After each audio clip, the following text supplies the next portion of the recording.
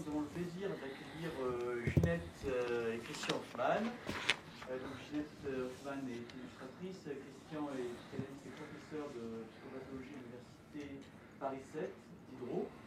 Et ils ont répondu à mon invitation avec beaucoup de gentillesse et avec une question tout à fait passionnante, puisqu'ils vont nous parler d'un artiste contemporain qui a quand même un parcours et un destin tout à fait étrange, puisque c'est Arthur Bispo a vécu une cinquantaine d'années, 51 ans si je me souviens bien, 51 ans en hôpital psychiatrique, vraiment enfermé, et il a une production artistique extrêmement importante et extrêmement audacieuse, qui a dialogué comme ça de façon cryptique avec tous les courants de l'art contemporain. Voilà. Donc c'est bien sûr une question qui est passionnante, et je remercie Ginette et Christian Hoffmann de nous introduire à cette question. Merci. Voilà, merci Jean-Michel.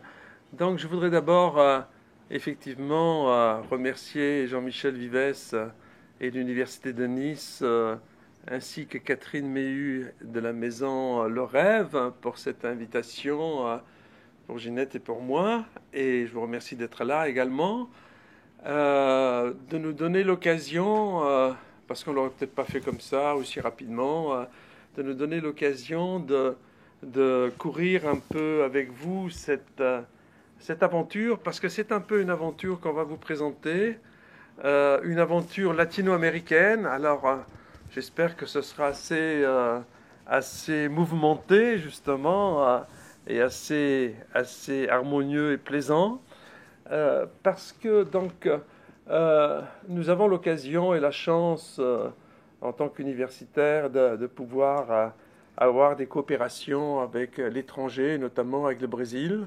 Et c'est là qu'on va depuis une dizaine d'années. Et c'est au Brésil qu'on a pris connaissance de l'existence de Bispo de Rosario. Hein. Et nous avons donc également eu la chance récemment d'ailleurs, pas plus tard que l'année dernière, de visiter l'endroit où il était interné, près de Rio de Janeiro, et également de rencontrer même des personnes qui avaient partagé sa cellule, et puis de visiter sa cellule aussi, et le musée que la colonie, donc l'hôpital psychiatrique, comme on dirait maintenant, a consacré à cet ancien patient qui est devenu, par son art, un pionnier de l'art contemporain au Brésil. Alors, ce qui nous a intéressé, parce que Ginette a fait des arts déco et illustratrice de livres d'enfants, dans nos discussions, ce qui nous a intéressé, c'est la question suivante, qu'on aimerait bien débattre avec vous après une présentation de l'homme et de l'œuvre. Ce qui nous a intéressé, c'est qu'est-ce qui fait la valeur de l'œuvre? Est-ce que c'est la connaissance de l'homme et sa biographie, ou est-ce que c'est l'œuvre en tant que telle qui nous permet justement de parler d'art à propos de la production notamment de Bispo de Rosario? Ça, c'est notre question de fond. Hein, mais d'abord, il faut faire connaissance avec Bispo. Alors, je vais faire une petite introduction. Ensuite, Ginette, avec sa lecture de l'art et de l'art contemporain, vous présentera le personnage, ses œuvres dont on verra une partie grâce au diaporama. Et puis, elle commencera la discussion sur cette question entre l'art, et la folie, et puis le succès de l'art brut, de l'art contemporain. Voilà. Hein. Donc, je voudrais juste en introduction dire rapidement que Bispo de Rosario était un descendant d'esclaves au Brésil. Il est né au début du XXe siècle, hein, et c'est un monsieur, donc un jeune homme à l'époque, qui a vu sa vie basculer en quelques secondes. C'est-à-dire en quelques secondes, il lui est arrivé un phénomène de folie qui a littéralement basculé son existence.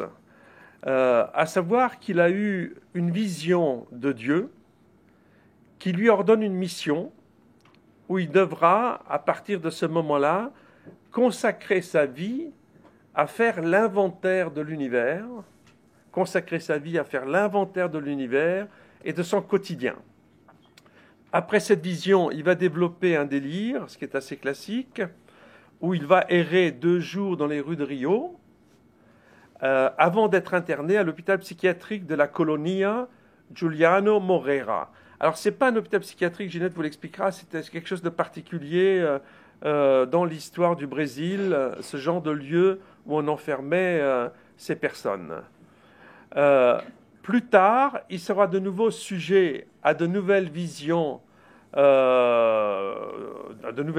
donc de nouvelles hallucinations, et c'est alors qu'il sera interné définitivement, hein, avec un diagnostic de schizophrénie paranoïde, hein, ce qui est assez grave. Hein. C'est ainsi, on pourrait dire que c'est ainsi que les voies de la création, je crois que c'est le sujet de ces conférences, les voies de la création. Alors je me suis permis un petit joke tout de suite, hein, pour dire que c'est ainsi que les voies de la création se matérialisent pour Bispo par la voix du Créateur. Hein.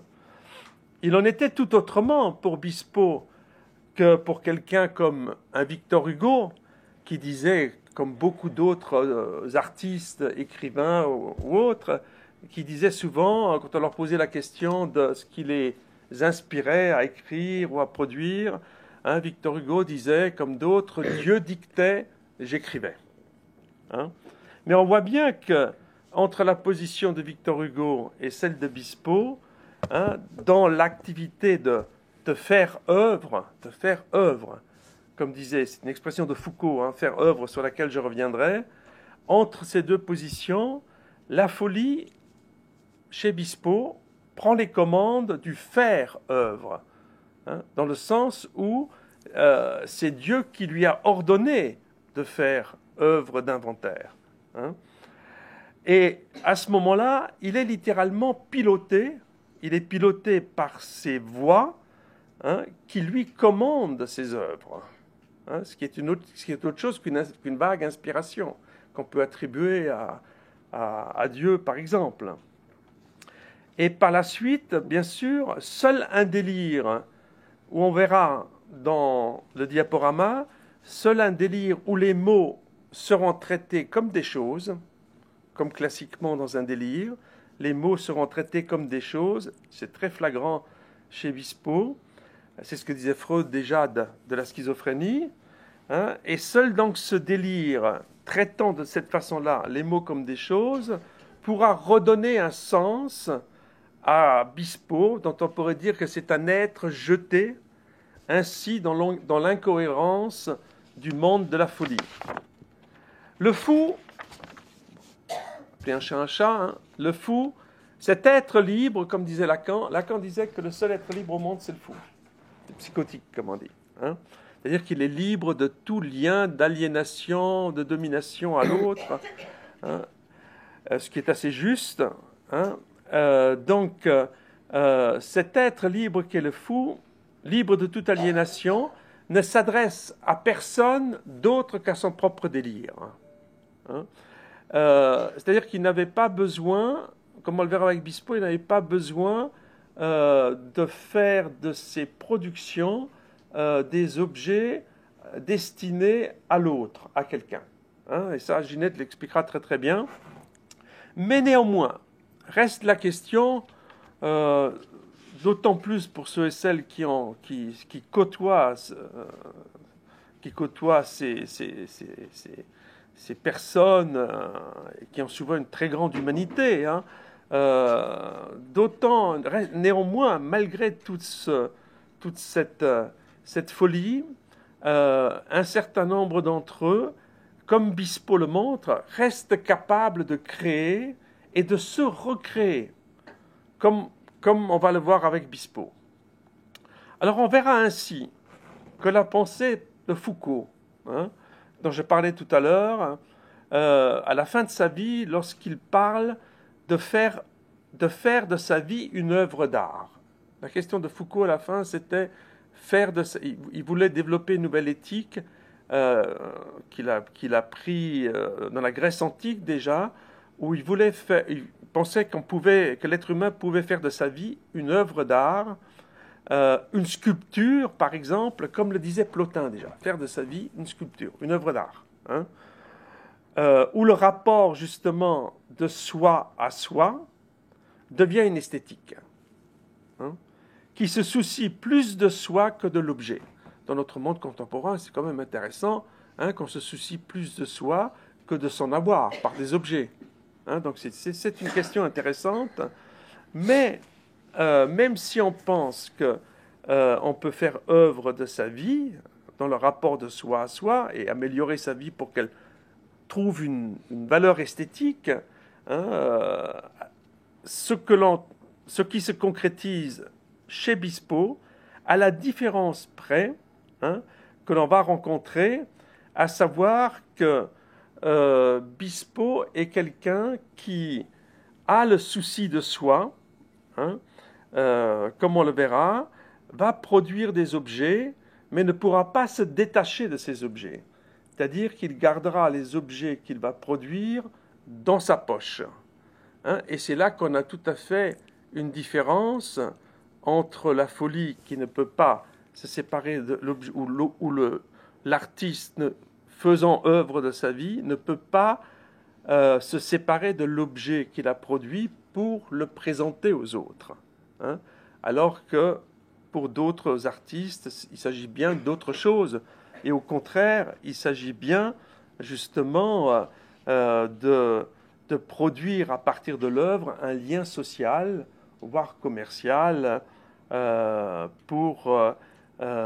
partir de l'objet. Hein.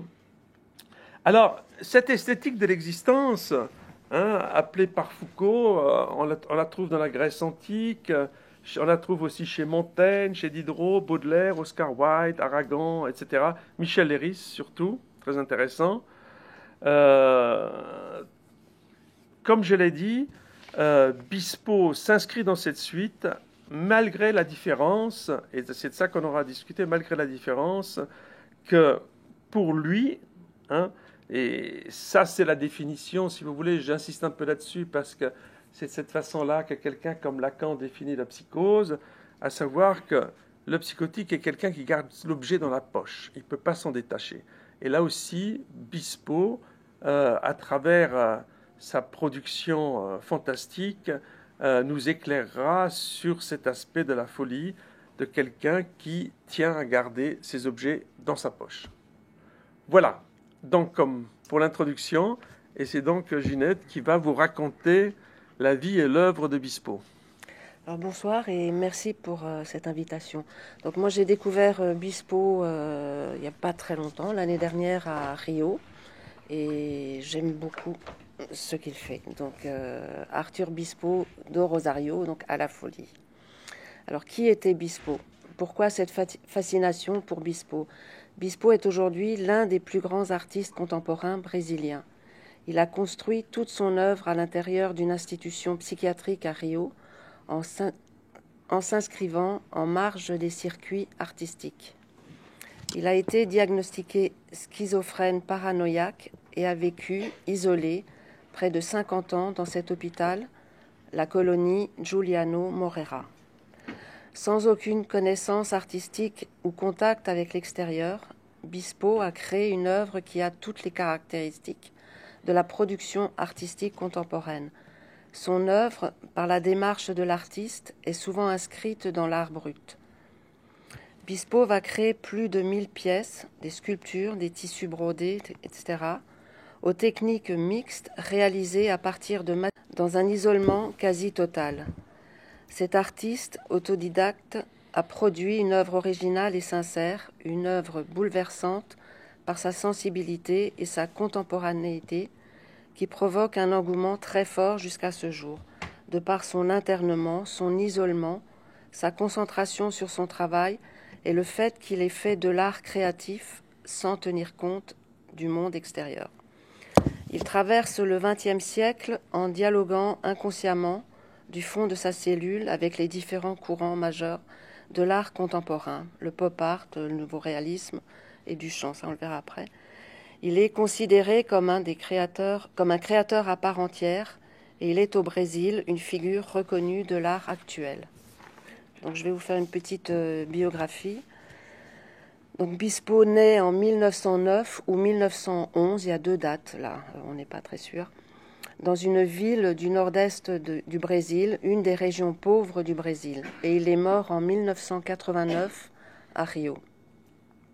Ses parents étaient des descendants des esclaves noirs. Il s'engage à 15 ans dans la marine brésilienne, s'initie à la boxe, il est même champion de boxe, mais sera renvoyé de l'armée en 1933 pour insubordination. Là, il va travailler chez un riche avocat à Rio. Le 22 décembre 1938, il a une vision mystique où Dieu lui apparaît, escorté de 7 anges bleus qui descendent du ciel sur des nuages et qui le reconnaissent comme l'élu de Dieu. En 1930, les anges lui ordonnent d'offrir à Dieu un inventaire de l'univers dans une forme présentable pour obtenir sa rédemption lors de son jugement dernier. Donc son nom est déjà symbolique, puisque Bispo vient du latin episcopus, qui signifie évêque. Et c'est vrai qu'au Brésil, tout le monde il se faisait appeler l'évêque. À l'institution, c'était l'évêque. Il sera interné pour schizophrénie paranoïaque à la colonie Juliano Moreira, un hôpital psychiatrique de Rio, où il restera 50 ans, dont une bonne partie en cellule d'isolement. Ce n'est que vers la fin de sa vie que son existence a été révélée, en 1982, lors d'un reportage télévisé sur les conditions inhumaines de traitement des malades mentaux à la colonie. Hugo Denisard, un psychologue et photographe, réalise en 1982 le documentaire « Le prisonnier du passage », montrant Bispo au milieu de ses œuvres. Les travaux de Bispo commencent à être valorisés et reconnus artistiquement grâce à ce film.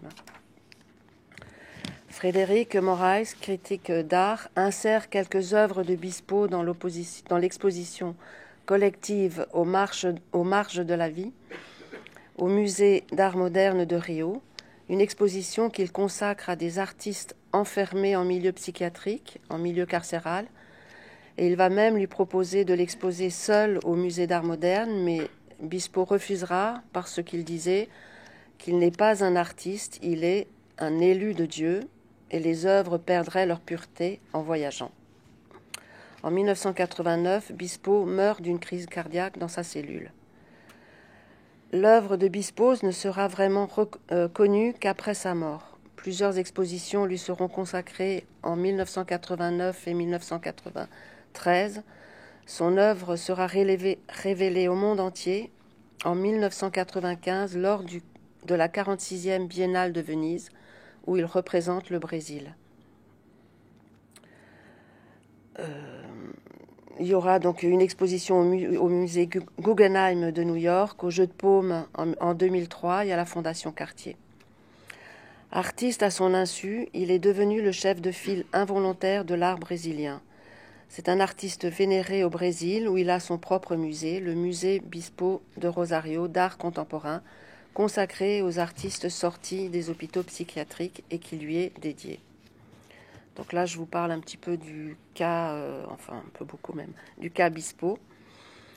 Alors l'époque de Bispo se situe à peine 20 ans après l'abolition de l'esclavage, et il est important de rappeler qu'après l'abolition de l'esclavage donc tardive au Brésil, c'est-à-dire en 1888, les affranchis sont livrés à l'abandon et beaucoup sombrèrent dans la folie. Les anciens esclaves et leurs descendants sont entrés dans une phase de violence que l'on qualifiait de folie, mais qui n'était que la manifestation d'une forme de syndrome post-traumatique, d'où de nombreuses personnes incomprises qui se sont retrouvées dans des prisons médicales. Au début du XXe siècle, la marine enrôlait les descendants d'esclaves, pauvres, analphabètes, et elle leur promettait formation, éducation, intégration. Et Bispo y apprit à lire et à écrire. La colonie et beaucoup d'autres hôpitaux au Brésil étaient la destination finale pour les malades mentaux irrécupérables, mais aussi pour des personnes réfractaires à l'obéissance comme Bispo. Alors, il faut un petit peu situer aussi la colonie Juliano Moreira. Elle porte le nom de son fondateur, Juliano Moreira, qui est né en 1873 et mort en 1933. et qui est considéré comme le fondateur de la psychiatrie brésilienne et qui était un important représentant national de la psychiatrie. Il était natif de Salvador, métis, issu d'un milieu modeste et devenu médecin psychiatre.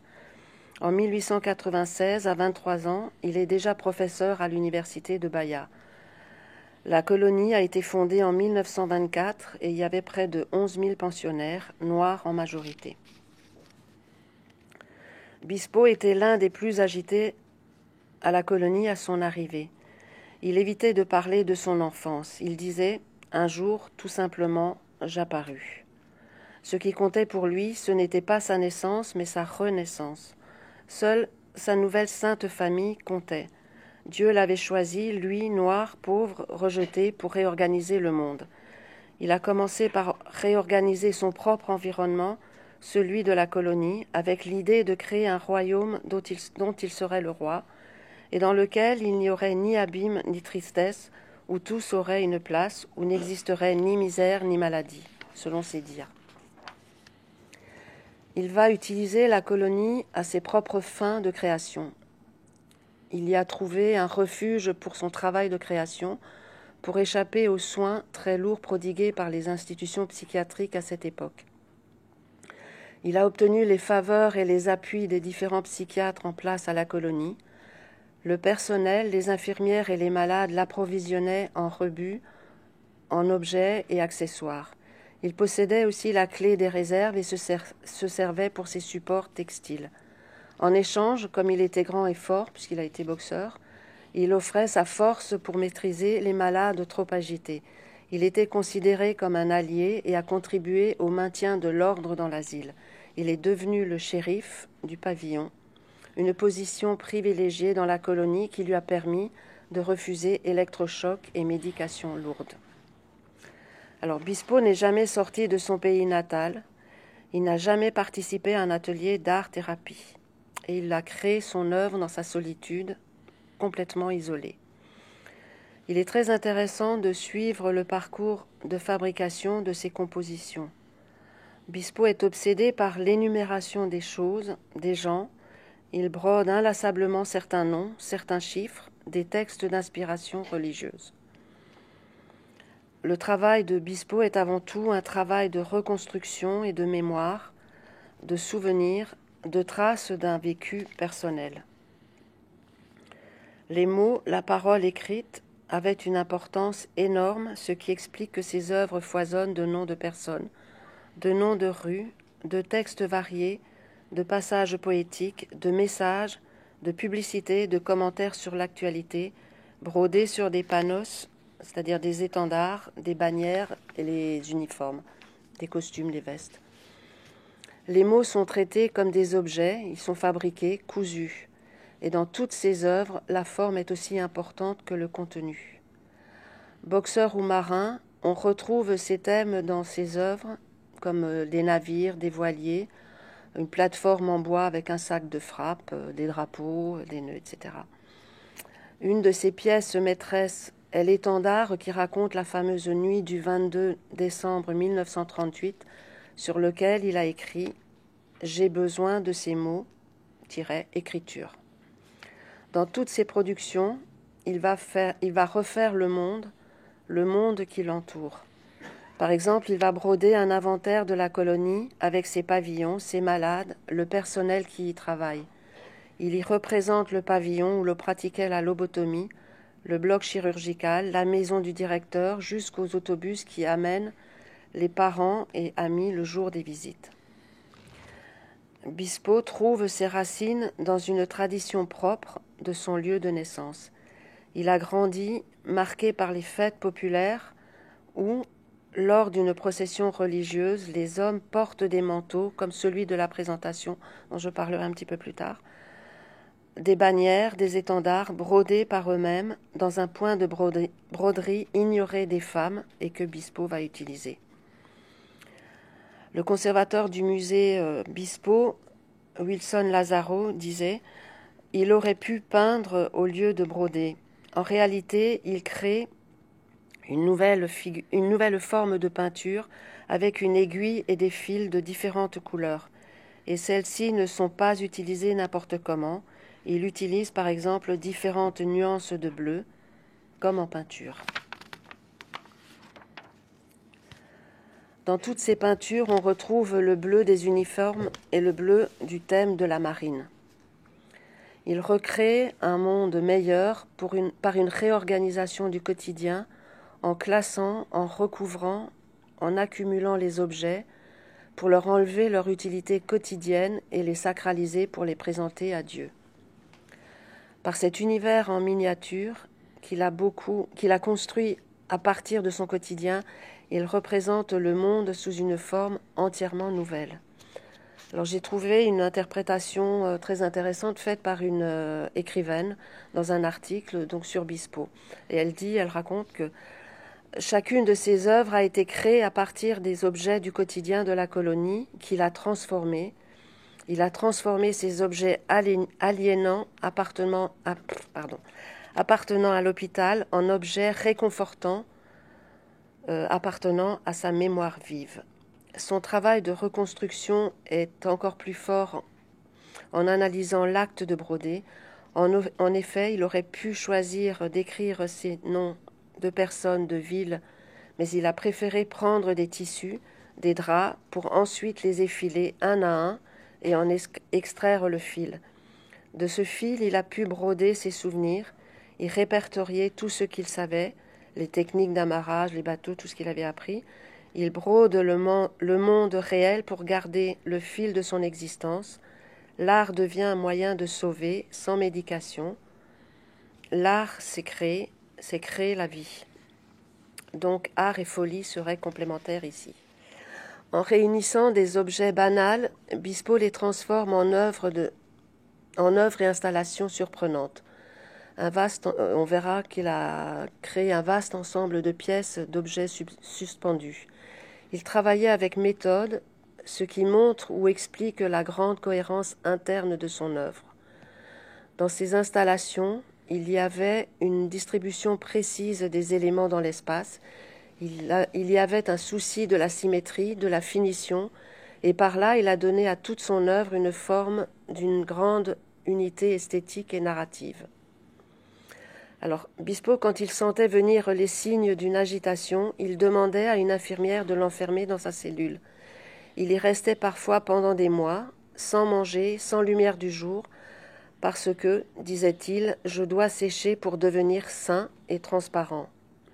Et c'est dans ces phases d'isolement total qu'il était le plus créatif. Donc l'institution était vraiment une sorte de refuge pour lui. Il y avait trouvé une sorte d'atelier idéal pour se consacrer pleinement à son œuvre, à l'écart du monde. Bispo, qui était apparemment conscient de l'état qui a conduit à son internement, aurait dit, je le cite, « Les maladies mentales sont comme des colibris. Elles ne se posent jamais et restent à 2 mètres du sol. » Alors qu'on a vu qu'une grande partie de son travail est suspendue dans l'air, à la fois symboliquement et littéralement. Et il a dit aussi, le fou est un homme vivant guidé par un homme mort.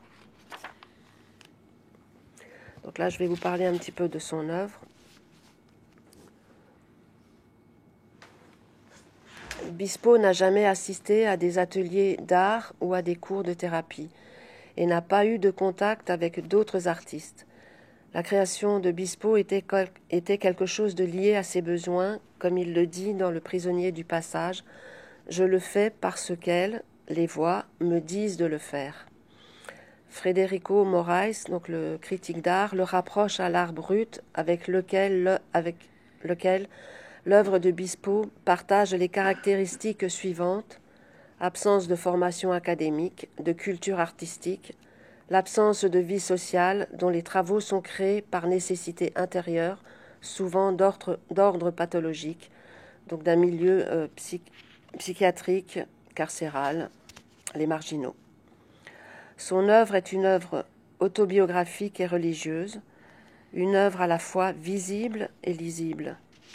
Les objets et assemblages sont recouverts de mots et de listes. Ils sont classés par leur nombre et leur nom. Des outils quotidiens, des ciseaux, haches, arrosoirs, Son œuvre est très variée, composée de broderies, essentiellement donc sur les objets qui sont brodés. Donc son œuvre est très variée avec une recherche esthétique propre à chaque objet. La broderie est sa technique de prédilection sur des tissus disponibles à la colonie, des draps, des couvertures. Il passait des heures isolé, enfermé dans sa cellule, faisait de la couture, il défaisait les fils bleus de l'uniforme de la colonie et s'en servait pour broder des textes, des listes de noms qui lui sont chers, sur des étendards, sur les manteaux. Il va recouvrir de broderies certains objets, leur supprimant ainsi leur fonction utilitaire. La broderie était la base de la plus grande partie de son travail qu'il réalise selon la tradition de sa ville natale, renommée pour la broderie, un savoir-faire pratiqué par les hommes surtout, et par la population pauvre qui, pour vivre, cherchait à vendre son art manuel. Donc, pour la fabrication des objets et assemblages, il utilise les objets du quotidien de la colonie, comme les ciseaux, beaucoup d'outils, donc il va recouvrir.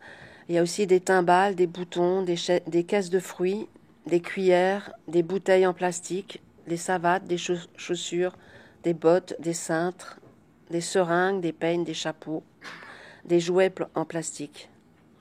Il fouille les poubelles et troque avec ses compagnons.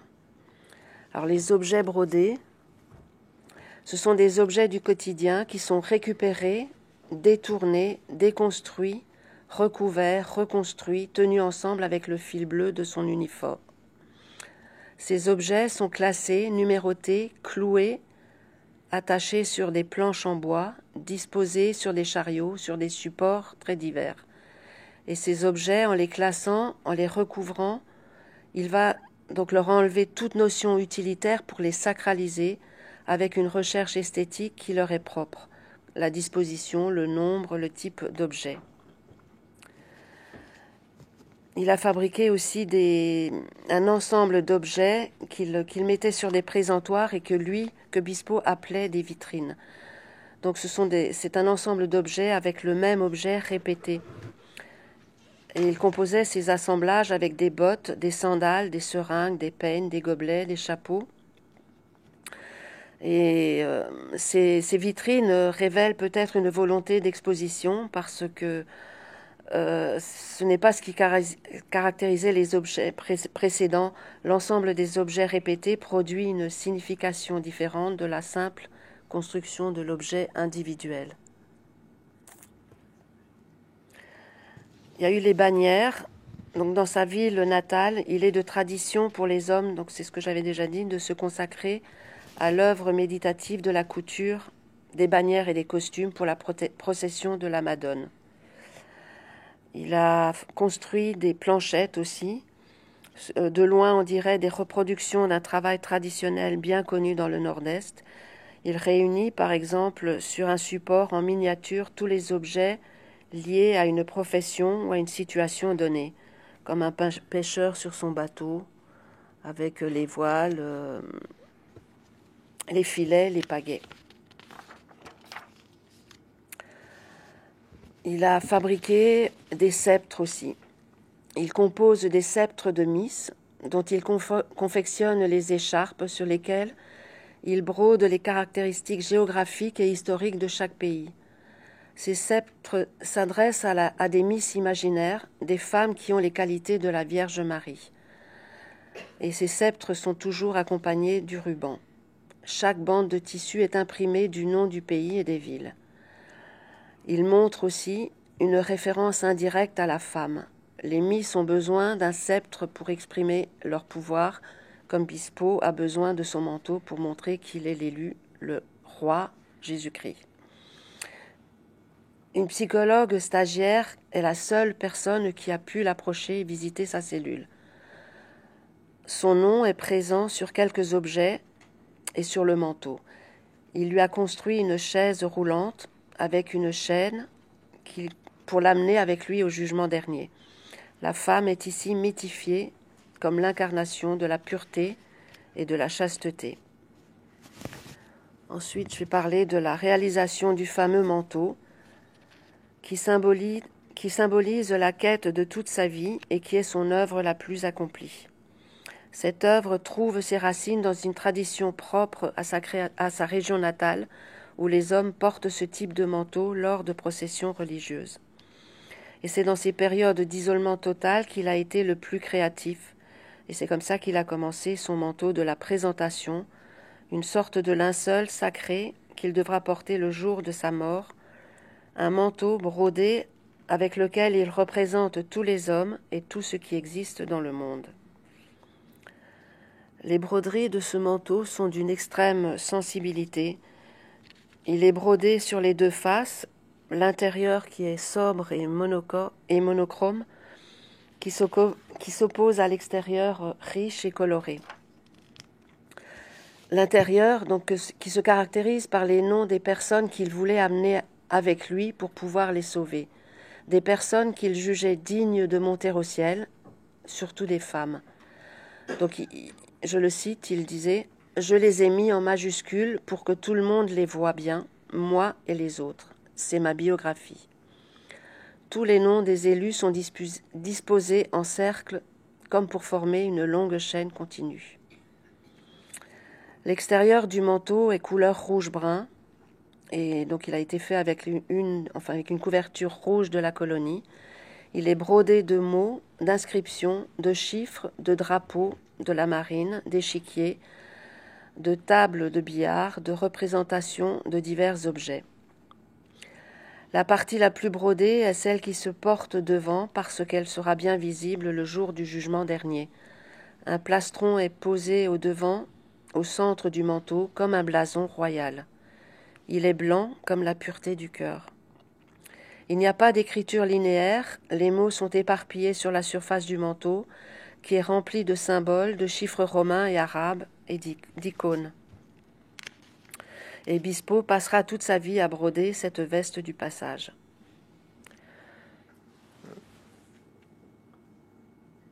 Tu permets juste pour que tu puisses souffler, je raconte une histoire.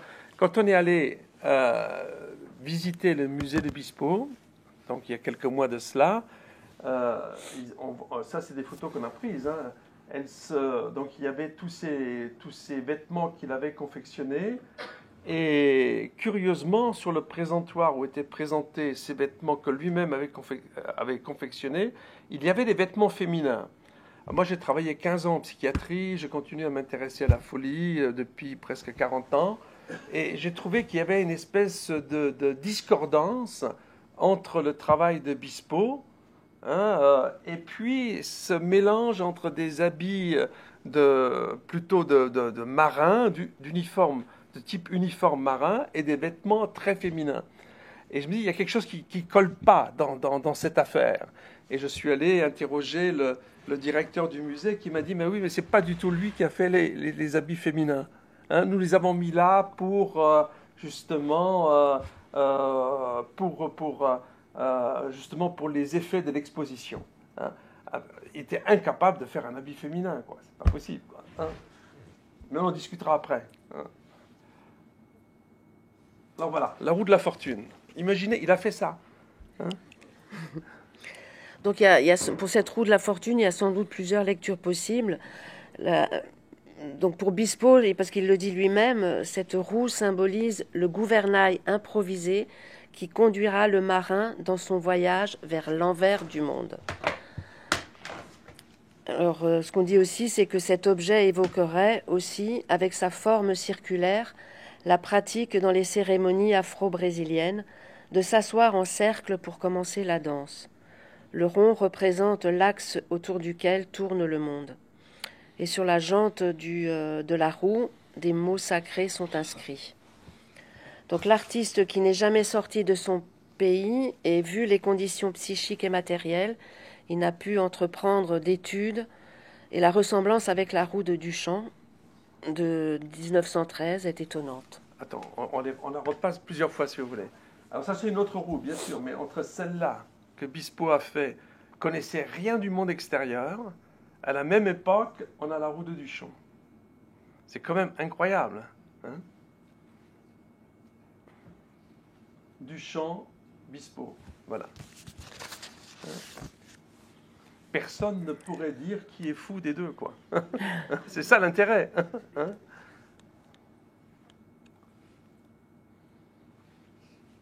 Oui. Et ensuite, il reste le lit de Roméo et Juliette. Oui, donc un lit réalisé pour accueillir sa psychologue, la bien-aimée. Il appelait le lit de Roméo et Juliette, c'est ouais, ça? Ça s'appelle, il s'appelle le lit de Roméo et Juliette, oui. Ouais. Alors la quête d'identité de cet artiste s'exprime à travers les formes typiques de sa culture, pour la construction d'objets, la broderie, etc. Et aucun élément incarnant la culture coloniale ne reste à l'état pur. Tout est mêlé aux croyances dérivées de la culture d'esclavage dont il provient.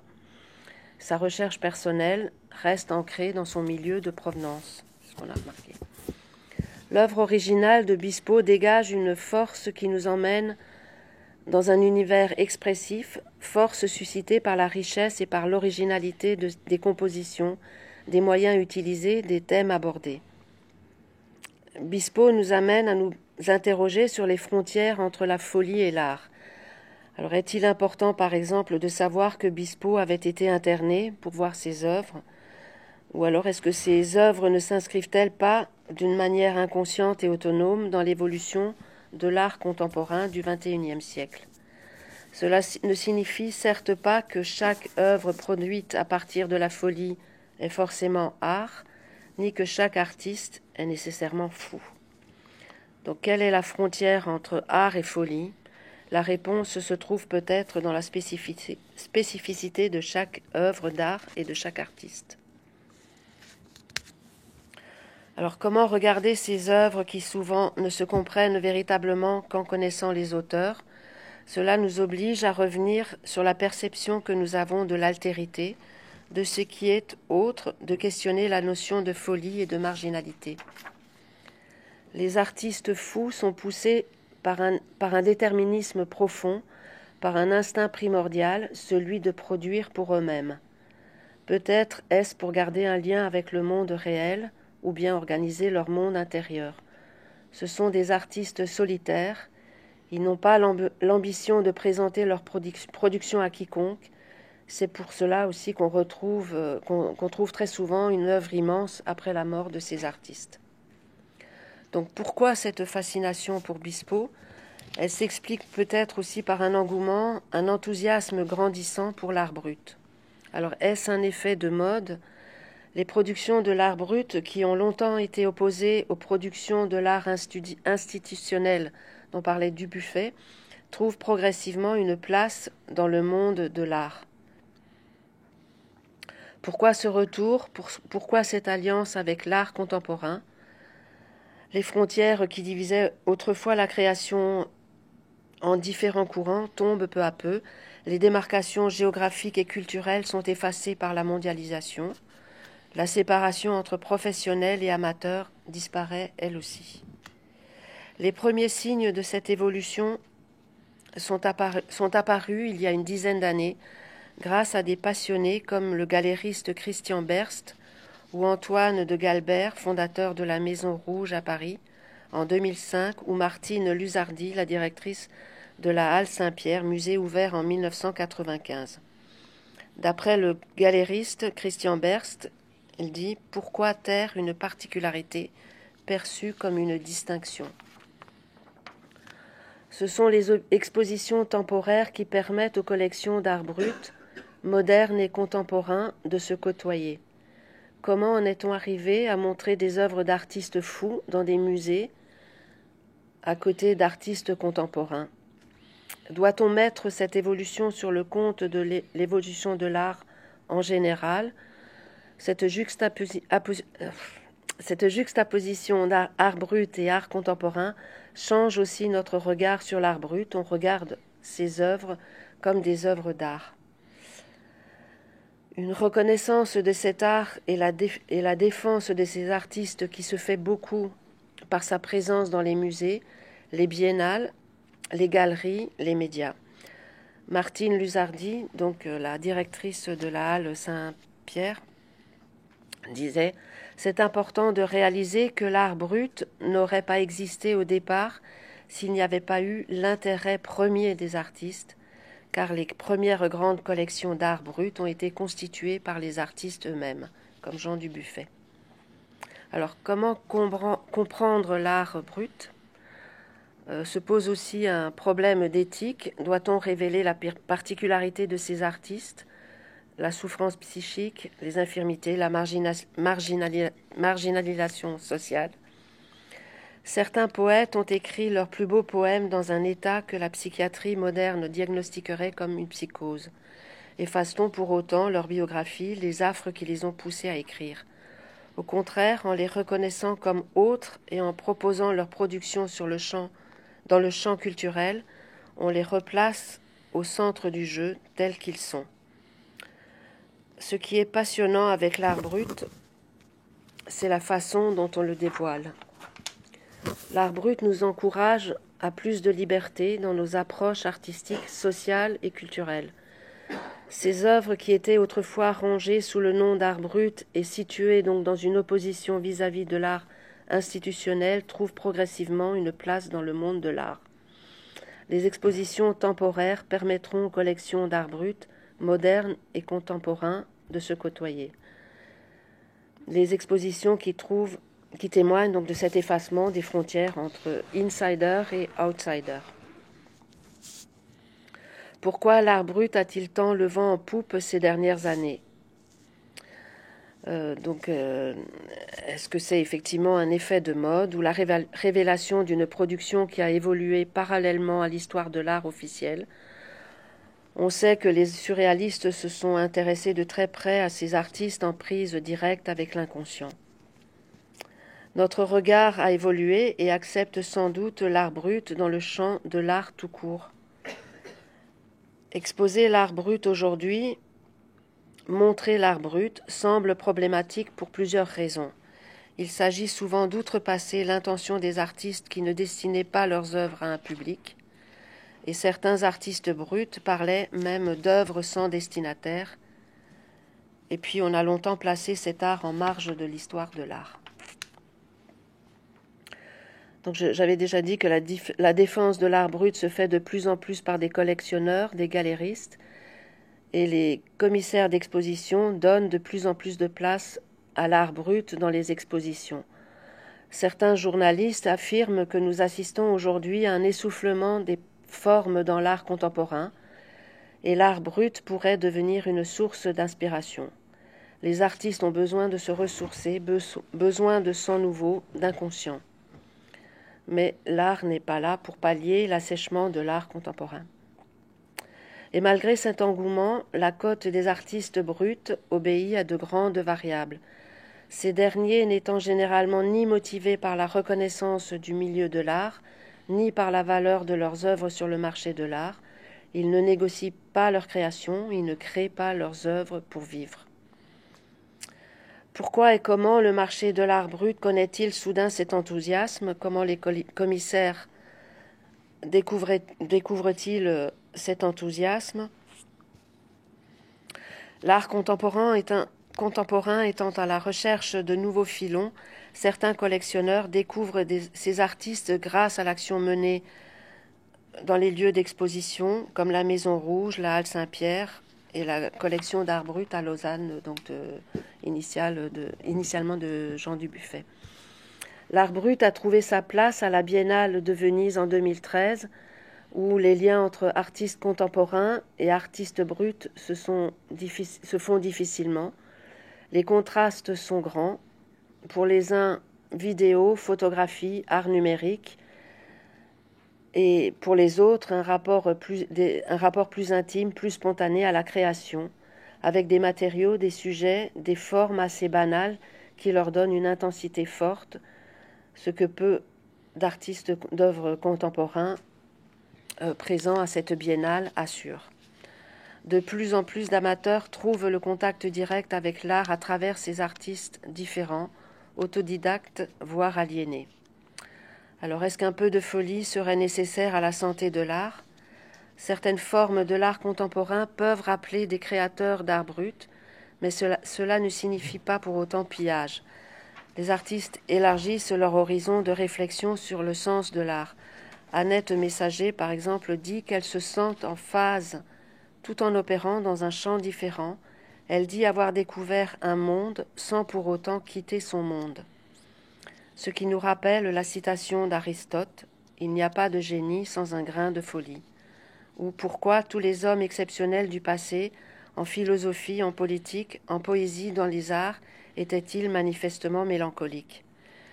La créativité associée à la maladie mentale et aux addictions diverses, comme Antonin Artaud, Camille Claudel, Van Gogh, Séraphine de Senlis, la liste des artistes dont la vie et l'œuvre sont marquées par les pathologies psychiatriques est longue.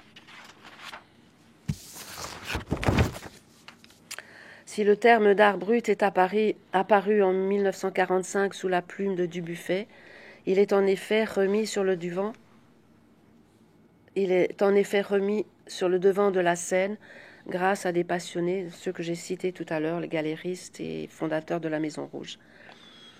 Au début des années 80, avec les questions soulevées par l'art contemporain tel que l'antipsychiatrie et les nouvelles théories sur la folie, les travaux de Bispo commencent à être valorisés dans le circuit de l'art. Dans l'exposition Images de l'inconscient à la Halle Saint-Pierre en 2005, les œuvres exposées étaient réalisées par des malades d'hôpitaux psychiatriques et elles sont considérées parmi les plus fortes de l'art brésilien contemporain. Des expositions avec des œuvres et des 2 musées les plus importants d'art brut du Brésil, le musée des images de l'inconscient et le musée d'Arthur Bispo d'art contemporain. L'histoire de l'art brut au Brésil ne peut être dissociée du travail de la psychiatre Nise da Silveira, qui, à l'époque où Dubuffet définissait l'art brut comme des ouvrages exécutés par des personnes indemnes de culture artistique, élaborait, elle, un concept nouveau à Rio, celui d'image de l'inconscient. Et elle dit « Un des moyens les plus difficiles que j'ai imaginés pour accéder à l'univers intérieur des schizophrènes était de leur donner la possibilité de dessiner, de peindre ou sculpter dans une totale liberté. Dans les images créées, on trouve des autoportraits de situations psychologiques, des représentations souvent éclatées et extravagantes, mais qui restent figées sur le papier et la toile ou dans la terre. » Alors, qu'est-ce qu'on aime aujourd'hui dans l'art brut? Je termine là-dessus. Son entière liberté. Ce qui est précieux et plaît avant tout, c'est la liberté de ces artistes qui ne tiennent pas compte des conventions. Christian Berst, le galériste, dit « Pour eux, créer est une nécessité qui leur permet de tenir debout. L'art brut, c'est de l'art essentiel, avec de vrais morceaux de gens dedans. » Voilà. Merci.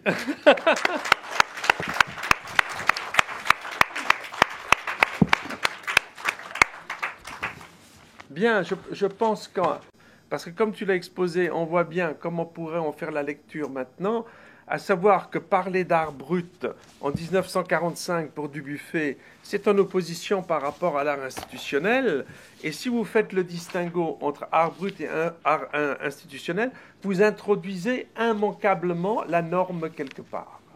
Alors qu'aujourd'hui, vous savez très bien que la mutation sociale veut interroger de façon politique même le rapport à la norme et à ces mutations. Et je crois qu'effectivement, la directrice du musée d'art brut à Paris, la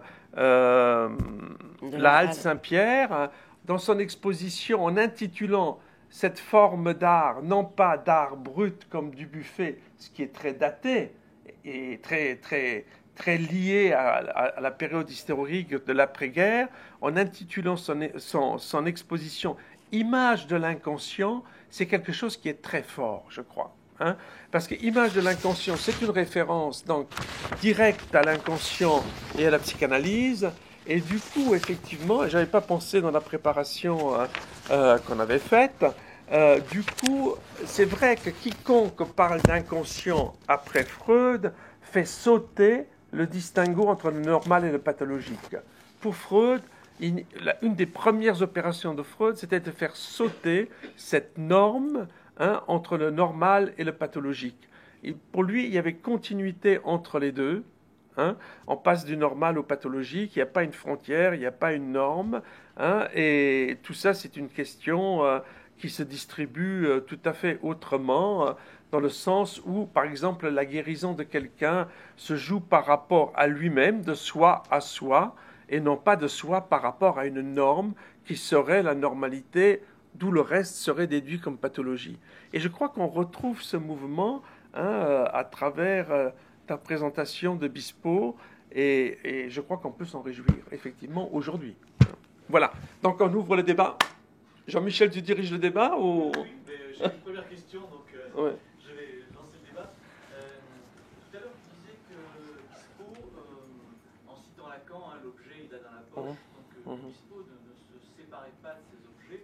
Or, c'est quand même pas la norme, ou en tout cas, c'est pas ce qu'on rencontre le plus souvent dans les productions chez les artistes de l'art brut, puisque Dubuffet à Saint-Alban, lorsqu'il s'intéresse à Forestier distribuait comme ça de façon tout à fait généreuse et parfois scandaleuse ses œuvres d'art. Il en avait réellement rien à foutre, je veux dire, du destin de son œuvre.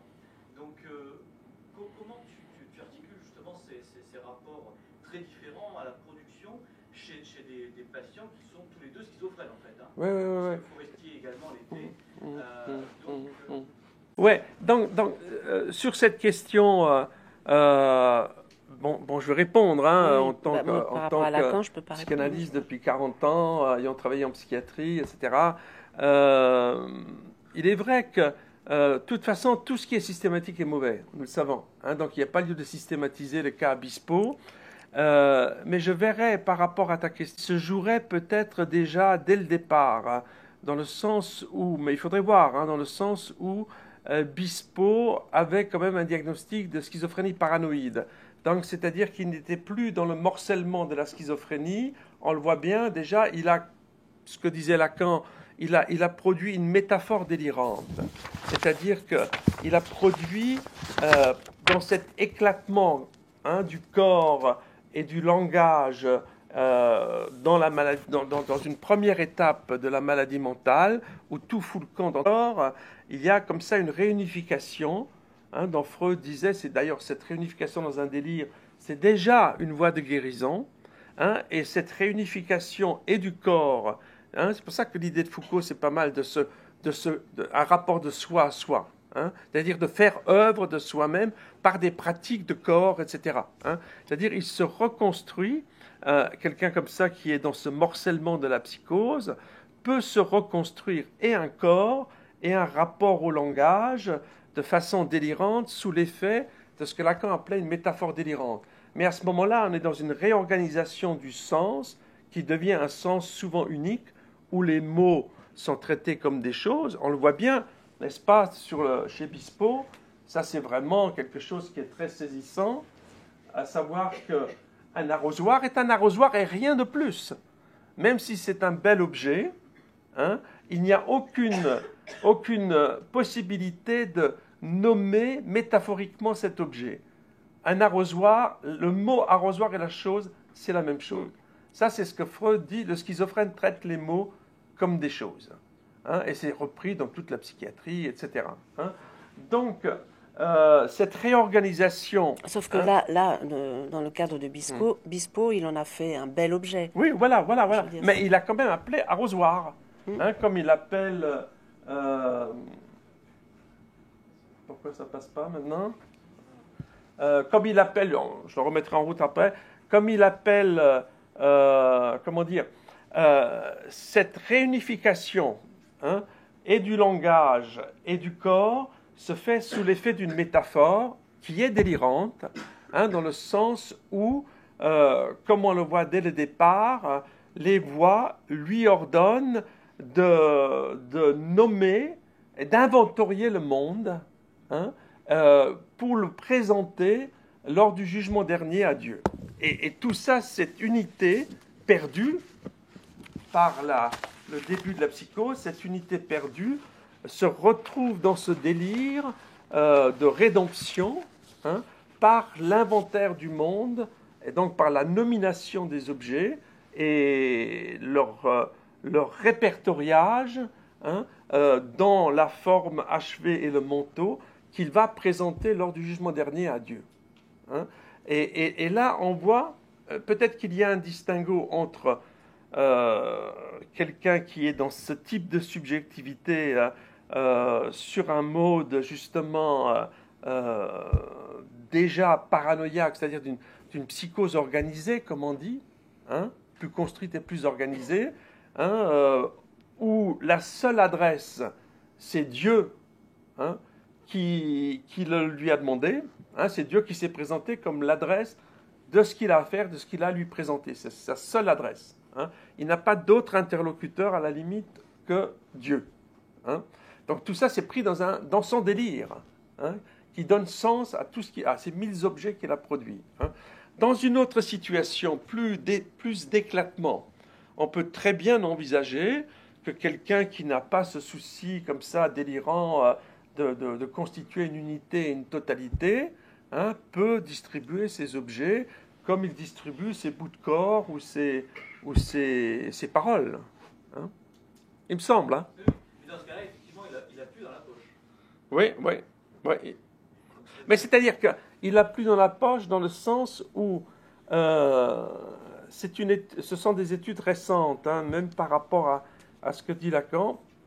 C'est pas parce que quelqu'un qui est dans ce type de subjectivité délirante veut garder l'objet ou garde l'objet dans sa poche, c'est-à-dire qu'il ne supporte aucune séparation d'avec lui-même, d'avec une partie de lui-même. Bispo, il le disait bien, quand le critique d'art voulait l'exposer tout seul, il lui a dit non parce qu'il n'est pas un artiste et que ses œuvres perdraient leur pureté en voyageant. Donc il ne voulait pas les donner. Parce qu'il y a d'autres artistes d'art brut qui ont commencé très tard et qui ont revendu pour une bouchée de pain toutes leurs œuvres. Oui, exactement. Des œuvres qui valent une fortune maintenant et qu'ils ont vendues. Ouais. Et une autre chose, je crois que la remarque de Ginette était très juste par rapport à l'arrosoir. Ginette disait il en fait un bel objet. C'est vrai. Et moi, c'est la première fois que je vois une illustration de la définition de Lacan élever l'objet à la dignité de la chose. C'est-à-dire que tu as raison, c'est un arrosoir. Oui. Mais pour autant, on voit bien que le fait de broder cet arrosoir l'élève effectivement à autre chose. C'est-à-dire qu'il en montre l'extase de ce que serait que l'arrosoir. Oui, mais en fait, c'est toute son œuvre est comme ça. Exactement. Tout ce qu'il a fait, c'est ça. Pour pouvoir le présenter à Dieu. Ça, c'est magnifique. Il a tout magnifié, et avec un côté esthétique incroyable. Là, on le voit très bien, tu vois, sur la paire de ciseaux, là, ou sur le rouleau. Oui. Mais c'est la même chose. C'est-à-dire qu'on reconnaît l'objet, mais à travers l'objet et le travail qui est fait sur cet objet, c'est bien sûr autre chose qui visait. Et là, je trouve que cette définition de la dignité à l'objet de la chose, ça, je trouve que c'est magnifiquement illustré ici.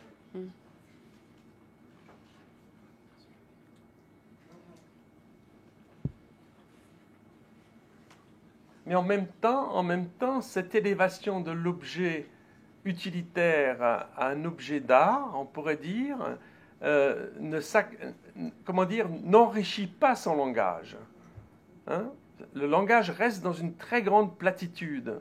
Parce que, par exemple, il aurait pu l'appeler moulin à parole ou moulin, je ne sais pas quoi, hein, en faire une création langagière aussi. Ça ne suit pas. Il serait nouveauté. Ouais, oui.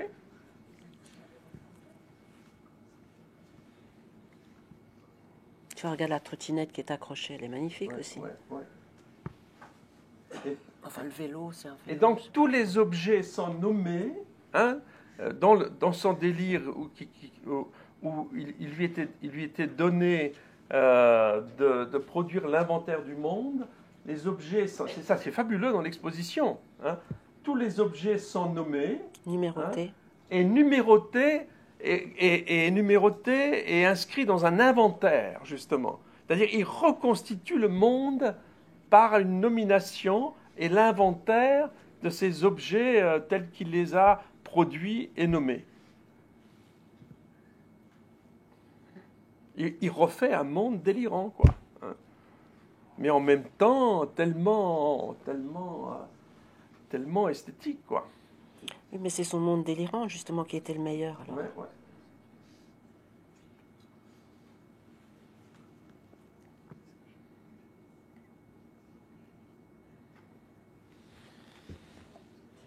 Et tout était fait avec le côté esthétique, même ces bouteilles en plastique, il les a remplies de morceaux de papier de couleur, je veux dire, il les a colorés.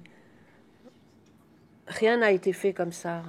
Par rapport à cet accès à la métaphore des grands, dans l'accès au langage, est-ce qu'il n'y a pas une sorte d'évolution quand même sur les deux œuvres qu'on a vues tout à l'heure, c'est-à-dire le livre de Roméo et Juliette et la roue de la fortune? On est quand même moins proche du l'objet, je dirais. L'objet. Oui, par rapport à tout ce qu'il a fait, tout ce qu'on a montré au début, les objets, tout ça, et ce qu'il a fait avec la roue de la fortune. Et il n'y a pas le même côté, il n'a pas travaillé ça de la même façon. Oui, Tu vois? sauf que sur la roue de la fortune, comme tu l'as dit, il y a des inscriptions sur la jante. Oui. Hein? Il y a le même système quand même. Oui, mais c'est pas un objet. Oui, brodé. Oui, esthétique ou. C'est pas comme celui-là. Enfin.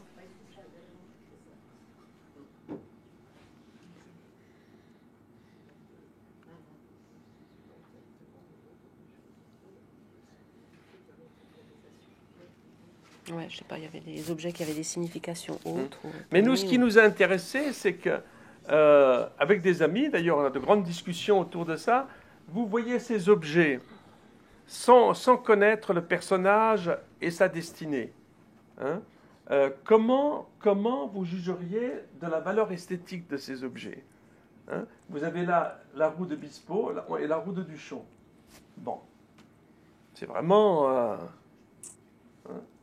Ou alors des objets comme cela. Hein? Rien n'indique que c'est une production. On les trouve beaux ou pas beaux ou en nuances, mais rien n'indique que c'est la production de quelqu'un qui est, comment dire, qui souffre de pathologie mentale. Hein? Donc là, oui. Peut-être que chez Duchamp, il y avait un discours qui accompagnait cette. Ah, ça c'est autre chose. Ouais. C'est C'est vrai, c'est vrai. C'est simplement une nomination. Exactement. Exactement. Encore qu'il y ait de la fortune, ça laisse envisager qu'il y ait un semblant de discours. Mais Duchamp, c'est le discours qui va avec. Ouais. C'est-à-dire que quand vous voyez des installations de Duchamp, effectivement, il y en avait une à Beaubourg il n'y a pas longtemps. Tu te souviens, il y avait un discours. Oui. Vous avez raison, c'est le côté hors discours de la psychose. Oui. C'est vrai, où c'est le discours qui fait l'un, Oui, c'est ça. alors que là, c'est son délire. C'est dans le délire qu'il y a quelque Ouais. chose de l'un qui ramasse ce morcellement de la psychose. Mais c'est vrai, il n'a pas de discours. Hein? Et quand on n'a pas de discours, on ne peut pas se détacher de ces objets, quoi. Mais je veux dire, il n'a pas de discours, peut-être parce qu'il ne lui a pas donné la parole. Apparemment. Ah ça c'est une question, c'est sûr. Ça. Il n'a pas été suivi. Ouais. C'est tout à fait. Alors ça, je ne m'attendais pas à une question. C'est juste. C'est juste. Quand on travaille avec des patients dits psychotiques, entre guillemets, à la longue, ils finissent par avoir un petit rapport de soi à soi, quand même. Et avoir un petit discours sur eux. Oui, Je suis assez d'accord avec ça. Parce que Bispo, je veux dire, il en a parlé, mais vraiment tardivement, quand il y a eu ce film sur, C'est vrai. qui a été fait en 1982. C'est vrai, il est mort 7 ans après, mais là, il a expliqué plein de choses, mais pas avant, je veux dire. Cette Ouais. idée que le livre Roméo et Juliette, là, c'était adressé à sa psychologue, c'était une boutade ou c'est parce que là, on fait des discours, il y a pas de... Non, il paraît que c'est vrai. C'est un livre, il en parlait, je crois qu'il en parle dans Le Passager. Oui. C'est-à-dire que c'était dans le langage, dans le langage comme ça, psy, on dirait que c'était une érotomanie, quoi. C'était une relation passionnelle qu'il avait avec sa psychologue. Hein? Oui. Et il l'attendait à l'infini, quoi, hein, pour l'emmener sur lors la du jugement chaise, dernier, quoi. sur la chaise roulante, il lui avait fabriqué cette chaise qui était pour elle, pour pouvoir, avec une chaîne, pour pouvoir l'emmener avec lui. Sans qu'il y ait eu quoi que ce soit comme dérapage, quoi. Hein? Est-ce qu'on sait ce qui est à l'origine de sa crise, en fait, de paranoïa à l'origine? Est-ce qu'il y a un incident déclencheur particulier? Alors, moi j'ai fait ma thèse sur le déclenchement de la psychose, et je fais toute une partie de ma carrière sur ces questions d'entrer dans la folie, etc. Et je me suis posé la question, mais il faut vous dire qu'il y a peu d'éléments quand même sur Bispo. Hein. Moi, ce qui m'a intrigué, c'est qu'il y a souvent le chiffre 7. Les 7 anges, 7 années en cellule d'isolement pour créer. Je sais plus, mais j'ai trouvé aucune explication sur ce chiffre 7. Et c'est vrai que quand la première fois qu'il a vu les anges, ils étaient 7. Oui, la première hallucination, la première vision était celle-là. Mais ce qui a produit la vision, qu'est-ce qui s'est passé avant? Donc il était dans la marine, il s'est fait virer parce qu'il était violent. Hein? Ensuite, il avait des petits boulots où il s'est souvent fait virer. C'est-à-dire, il a travaillé pendant quelques années chez un riche avocat. Et je crois où il faisait tout. Enfin, il était homme à tout faire. Et je crois qu'il n'a jamais été payé. Et puis à un moment donné, je crois qu'il lui a fait un procès. Enfin, je ne sais plus exactement.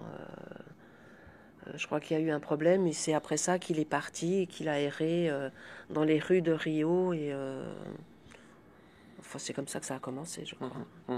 C'est délire. Mais c'est vrai qu'on ne sait pas exactement. De façon, on peut supposer que quelque chose quelque chose a touché son statut comme ça son statut social d'une certaine façon de bagarreur, comme Jean Genet, de bagarreur, d'asocial un peu. Mais bon, ça serait à vérifier, hein, ça serait de faire un travail d'archive, mais il y en a très peu. Hein. Ouais. Comme on ne sait rien de sa famille ou non, très alors, peu de choses. Il y en a peut-être, mais c'est vrai qu'il y a peu de choses traduites. Donc c'est dans des livres peut-être en portugais ou des choses dans des films. Il y a beaucoup de films qui ont été faits, mais... Pour revenir sur la question de l'inventaire, Oui. parce qu'effectivement, on a tendance comme ça à voir les objets un à un et s'en délecter parce qu'ils sont magnifiques. Et en même temps, il y a cette histoire d'un inventaire. Oui, oui. Ça a probablement une importance capitale. Oui, le fait que justement, chaque objet soit pris déjà dans un catalogue, ou en tout cas dans un catalogue à venir. Mais la question qui m'est venue, c'est est-ce que ça a été un inventaire clos? C'est-à-dire, est-ce qu'il est arrivé à fermer son inventaire, à boucler l'œuvre sur elle-même? Ou est-ce que l'inventaire est resté ouvert du fait de sa mort? C'est-à-dire, est-ce que finalement, il est arrivé au bout de sa visée? Ça fait penser un peu au facteur cheval, c'est-à-dire une fois qu'il termine quelque chose, il recommence autre chose. Par exemple, il termine son palais, ou alors il termine sa tombe, il commence son palais. Il y a quelque chose à réouvrir, parce que ça ne peut pas se terminer. Alors, l'inventaire, il est arrivé au bout, où finalement l'inventaire a été stoppé avec son décès. Non, moi je sais pas. Moi, ce que je sais, c'est que Bispo, son but final, c'était ce fameux manteau de la représentation. Donc il y a travaillé tout le temps, et même sur ce manteau, tous les objets il a brodé des noms, des mots, des dessins, et même la reproduction de ces dessins, ce sont des petits dessins microscopiques par rapport aux objets, ces objets-là qu'il a créés, qui sont des objets de taille normale. C'est-à-dire que tant qu'il n'a, ce qu'il disait aussi, c'est que tant qu'il n'avait pas terminé ce manteau, il n'était pas prêt. C'était l'œuvre finale, voilà. Quoi, et l'œuvre totale. Oui, oui c'est ça. tant que ce manteau n'était pas fini, parce que je crois qu'il lui avait posé la question et il disait que je ne suis pas prêt parce que le manteau n'est pas fini. Quelque chose quand même qui rappelle Schreiber. Oui, oui, oui, tout à fait, tout à fait, Enfin, tout à fait. il repousse quand même l'union avec Dieu. Oui, oui, oui, tout à fait, tout à fait. Il joue peut-être là. Tout à fait. Et puis, vous voyez bien que c'était... Dieu lui a demandé d'inventorier ou de répertorier le monde. Et donc, c'est un ensemble de nominations, effectivement, mais il n'y a pas de syntaxe, il n'y a pas de discours, effectivement. Même dans son manteau, je ne sais pas comment il parlait, on peut imaginer, quoi. Hein. Mais bon, il n'y a pas de syntaxe. Hein. C'est vraiment un alignement de mots, comme dans un répertoire, hein, qui fait système. Oui, mais il a quand même écrit des phrases, il a écrit des poèmes, il a réécrit, il a inscrit sur des étendards, il y a des poèmes, il y a quand même des phrases, il n'y a pas que des mais mots. là, il n'y a que des noms, là. Oui, là, oui, parce que c'est tous les gens qu'il voulait emmener avec lui, ou les présenter, les préparer, les présenter à Dieu, pour le jour où ces gens-là mourraient, pour qu'ils soient bien accueillis comme lui. Mais sans aller comme ça dans le discours lacanien, enfin, il y a de quoi interroger des tas de choses, hein, sur la nomination, sur le fait qu'il y ait une pléthore de nominations, de noms propres, hein, avec un trou au milieu, avec il y a énormément de choses. Ouais. Et ce qui est intéressant, hormis le répertoire qui fait système, comme s'il avait reconstitué le livre du monde d'une certaine façon, c'est-à-dire un discours quand même sur le monde, hein, qui lui échappait, hein, de par sa folie. Ce qui est intéressant, c'est qu'il tirait les fils de son habit de la colonie, hein, et il en faisait des vêtements ou des objets. Mais il défaisait pour reconstruire. D'une certaine façon, il s'est reconstruit un corps, hein, par la broderie, hein, qui était une activité masculine des hommes de son origine. Oui. La broderie, oui. La broderie, oui. Le point capitant comme ça. Oui. En ce qui concerne les vestes, je dirais qu'il y a fait une forme de refoulement parce que ce sont des vestes typiques de la marine. Oui, oui. Forme amirale avec les décorations et tout ça. Je me demande s'il n'est pas un peu refoulé le gars. Oui. Il a été viré quand même de la marine. Qu'est-ce qui se serait passé s'il avait pu effectivement évoluer? Exactement. On sait très bien que ce genre de toute façon, il se prend pour le roi. Oui. C'est le roi des rois. Hein? Oui. À la suite de ce que vous dites, effectivement, ce genre de personnage, lorsqu'ils trouvent un statut social, hein, ils peuvent tout à fait échapper à leur folie, quoi, hein, d'une certaine façon, en entrant dans un ordre rigoureux comme ça, hein, et militaire parfois. Mais ça, là, cette victoire, cette chienne est très décorée. Oui. Militaire. L'autre, là. Voilà, celle-là. Oui. Avec des médailles, on peut dire, oui. Celle-là est magnifique. Hein. Toutes les personnes qu'il a mentionnées sur son manteau, c'était des personnes qu'il avait côtoyées, connues Apparemment, oui. Il y en a beaucoup. Oui. Oui, mais comme il parlait... il parlait, tout était dans le souvenir, donc c'est les gens qu'il a connus, des choses qu'il avait apprises à la marine. Oui, il paraît que c'était pas des noms, c'est des noms. Est-ce que c'était une sélection de noms ou une liste exhaustive de toutes les personnes dont il se souvient? Ça, je sais pas. Ça, il faudrait voir. Ça serait une question à creuser, oui. Il faudrait parler le portugais, et puis... oui, parce que c'est un côté joycien aussi, hein, dans Finnegan's Wake, hein, comme ça. Est-ce qu'il y a des sonorités qui reviennent? Est-ce qu'il y a... Ça, il faudrait... oui, et puis il y a des milliers de noms, donc c'est vrai que... Le fait qu'il ait, c'est quand même drôle, le fait qu'il ait enlevé les fils de son propre... uniforme. Corps, on pourrait dire, oui. Non, mais ça me fait penser à l'expression déshabiller Pierre pour habiller Paul. Exactement, oui. Et comme si lui-même, objet, s'enlève son manteau pour couvrir d'autres objets, et créer une espèce de continuité entre l'enveloppe et l'objet, sans discontinuité de son propre corps au corps de l'objet, par le fil justement du tissu. Il disait bien, comment tu disais, qu'il était né, et qu'il était, au début... Oui, Attends, je n'existe pas, je suis apparu. Oui, je n'existe pas, je suis apparu. Je ne sais plus comment il l'a dit, mais un jour, tout simplement, j'apparus. Ouais. Alors, moi, je constate, parce que je parle portugais, Ouais. je constate que ce sont vraiment des noms masculins avec le prénom avant le nom chaque fois. Ce qui est dans la tradition portugaise, je crois, hein. Le prénom avant le nom. Dans la traduction, enfin, il y a d'ailleurs, oui, normalement, il y a deux noms de. Oui. Il y a deux noms de famille. Hein. Mais là, c'est vraiment prénom et nom, c'est tout. Mhm. Et par contre, ce qui est drôle, c'est que ce sont que des noms masculins, prénoms masculins. Or, dans le manteau intérieur Oui. du voyage, là, vous disiez que c'était des noms. Féminin, on dit que c'est une majorité de femmes, et c'est des femmes qui voulaient. En fait, ils voulaient emmener. Ils voulaient emmener que des femmes. De genre. Mhm. Oui, c'est vrai. Ouais, ouais. L'intérieur est féminin. Mm. Pour ce voyage. Hein, On pourrait dire qu'il les emmène sous le manteau, hein. Oui. Ou alors il y a une part féminin, oui. Ouais, ouais, ouais. À côté pousse à la femme quand même. Hein. Ouais. Bah, oui, parce que j'avais lu, lui, qu'il disait qu'il aimait les femmes en jupe et collant en bas, jupe et bas, un truc comme ça. Ah, mais il a voyagé, hein, quand même. Oui. C'est pas un marin. Ah oui. Il a quand même vécu, après il a été enfermé, mais il a quand même vécu, il a voyagé, puisqu'on voyait, il a peut-être été à Londres, on voyait à un moment donné, il parlait de la tour de Londres. Oui, oui.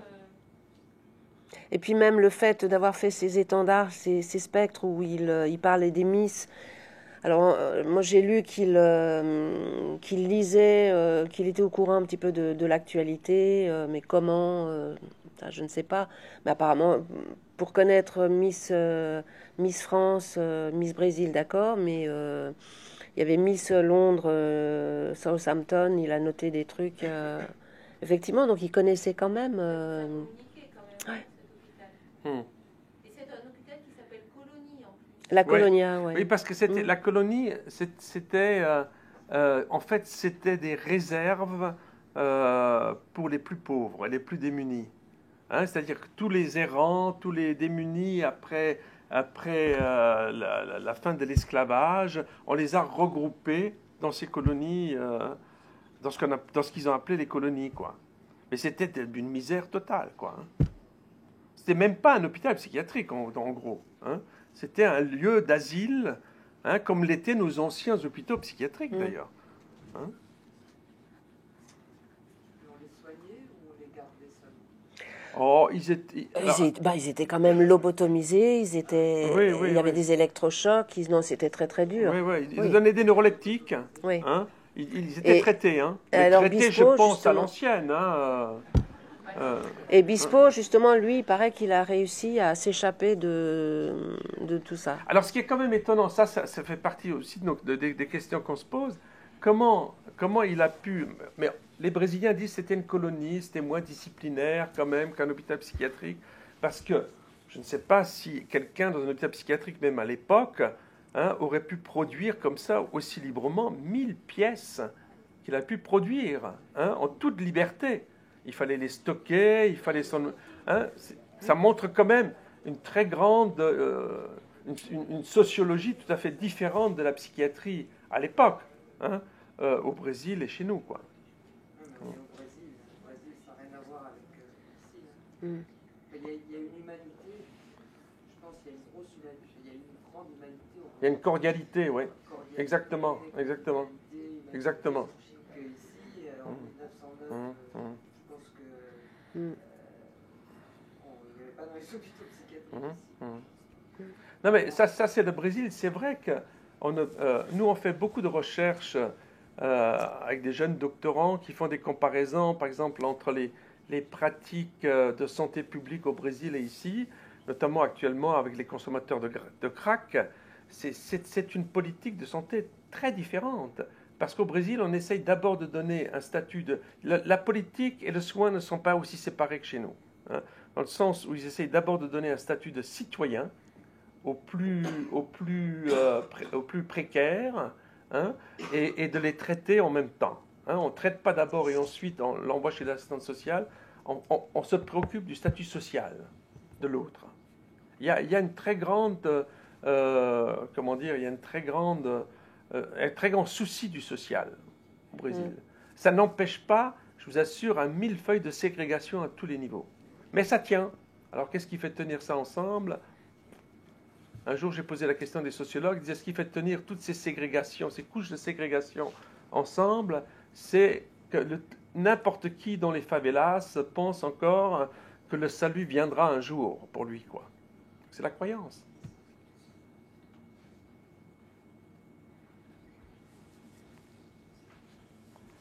Bon, s'il n'y a pas d'autres questions.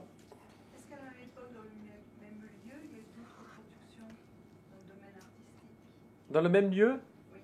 Alors nous, ce qu'on a vu, il n'y avait que Bispo. Hein. Oui, enfin, il y en a peut-être eu d'autres, mais c'est vrai qu'on ne parle que de Bispo.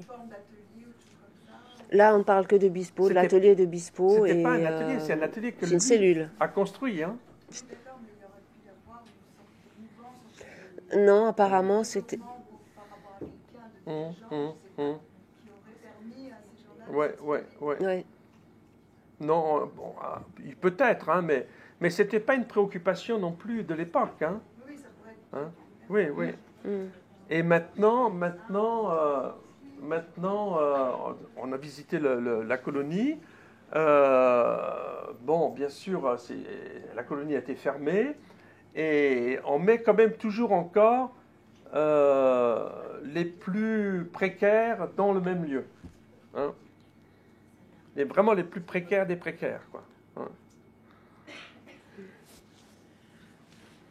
C'est-à-dire on déplace la favelas vers ce lieu-là. Ça, c'est le Brésil. Hein? Très bien, je vous propose d'en rester là. Merci beaucoup, Ginette, Christian Hoffmann. Attends, on va faire une photo. Elle reste là.